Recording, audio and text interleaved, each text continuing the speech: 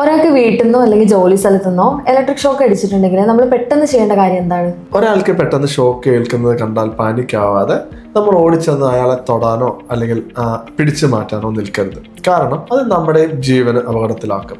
ആദ്യം ചെയ്യേണ്ടത് main switch off ചെയ്യുകയോ പ്ലഗ് ഊരുകയോ അദ്ദേഹത്തിൽ നിന്ന് വൈദ്യുതി സോഴ്സ് ബന്ധം ഡിസ്കണക്ട് ചെയ്യുക എന്നതാണ്. അതിനുശേഷം കറണ്ട് കടത്തിവിടാത്ത ഉണങ്ങിയ മരത്തടിയോ അല്ലെങ്കിൽ പ്ലാസ്റ്റിക് പൈപ്പോ ഉപയോഗിച്ച് ആ വ്യക്തിയെ വൈദ്യുതി സോഴ്സിൽ നിന്ന് മാറ്റാൻ ശ്രമിക്കണം. അതുപോലെ നിലത്ത് നിൽക്കുമ്പോൾ റബ്ബർ ചെരുപ്പ് ധരിക്കാനും ശ്രദ്ധിക്കണം.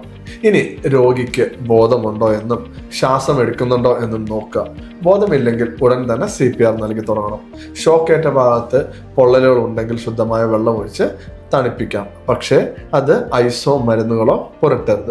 ഇങ്ങനെയുള്ള കാര്യങ്ങൾ ചെറിയ ഷോക്കുകൾക്കാണ് കൂടുതൽ കാര്യങ്ങളായി വരുന്നത്. ഇനി വലിയ പരിക്കുകളില്ലെങ്കിലും ഷോക്ക് ഏൽക്കുന്നത് ഹൃദയമിടിപ്പിനെ ബാധിക്കാം. ആയതിനാൽ ചെറിയ ഷോക്കാണെങ്കിൽ കൂടെ ഒരു ECG എടുത്ത് ഹൃദയത്തിന്റെ പ്രവർത്തനം സാധാരണ നിലയിലാണെന്ന് ഉറപ്പുവരുത്തേണ്ടത് വളരെ ഇമ്പോർട്ടൻ്റ് ആണ്.